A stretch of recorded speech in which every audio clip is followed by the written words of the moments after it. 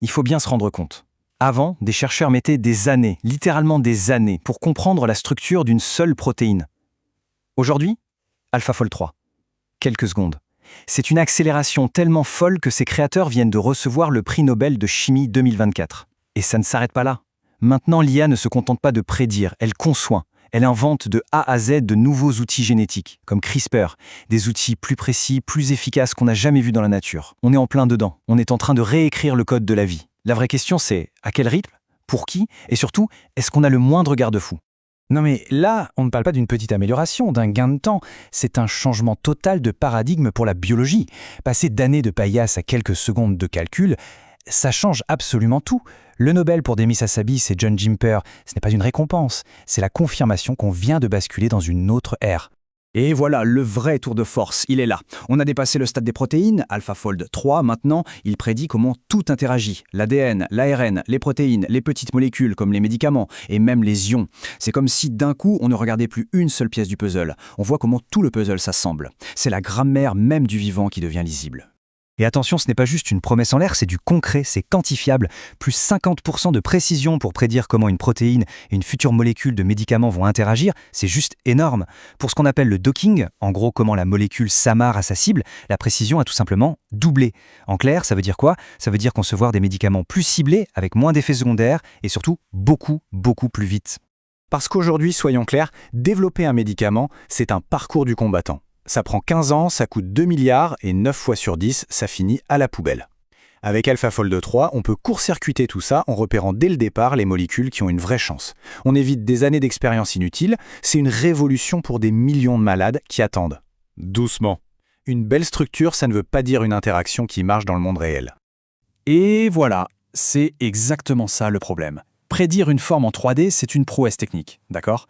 Mais prédire si cette forme va vraiment s'accrocher à sa cible et surtout comment, c'est une toute autre histoire. AlphaFold 3 ne dit rien de l'affinité, c'est-à-dire la force de la liaison, rien sur la cinétique, la vitesse à laquelle ça se passe. Il nous donne une photo magnifique, mais il ne nous donne pas le film de ce qui se passe vraiment dans une cellule vivante. D'accord, mais justement, passons à l'étape d'après, parce que l'IA ne fait plus que prédire, maintenant, elle crée.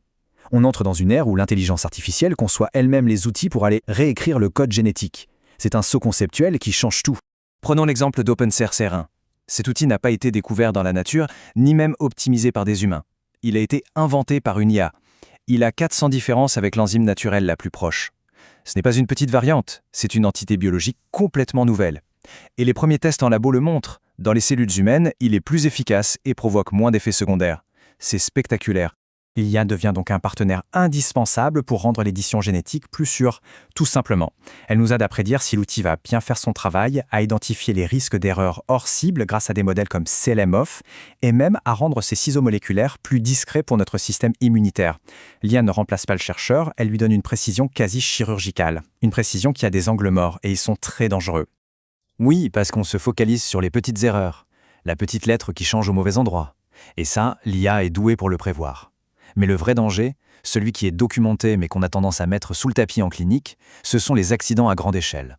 On parle de délétion de mégabases, c'est-à-dire des millions de lettres de notre ADN qui disparaissent d'un coup, ou de translocation, des pans entiers de chromosomes qui s'échangent.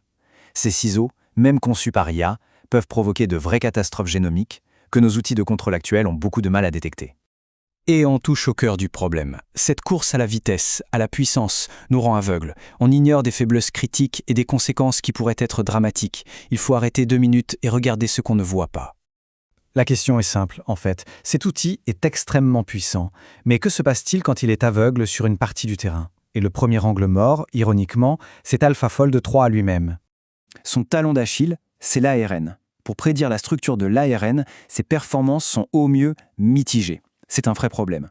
Parce que l'ARN, c'est la clé de voûte de nos technologies les plus modernes. Les vaccins ARNM, évidemment, mais aussi les guides qui disent à CRISPR où couper. S'appuyer sur des prédictions ARN qui, de l'aveu même des experts, ne sont pas fiables en 2025, c'est tout simplement jouer à la roulette russe. Deuxième angle mort, et pas des moindres, la réalité sociale et économique. On nous vend des remèdes miracles, très bien, mais pour qui? C'est la question qu'on oublie systématiquement de poser. Un exemple concret, une thérapie génique CAR-T pour traiter un cancer, ça peut coûter jusqu'à 500 000 $ pour une seule personne. Alors oui, l'IA va peut-être aider à automatiser la production et à baisser un peu les coûts, peut-être, mais sans un plan global pour l'accès aux soins, on est en train de créer des traitements pour une toute petite élite. On fonce tout droit vers une médecine à 2 vitesses et c'est l'IA qui creuse l'écart. Et enfin, il y a l'angle mort de la confiance, le problème de la boîte noire.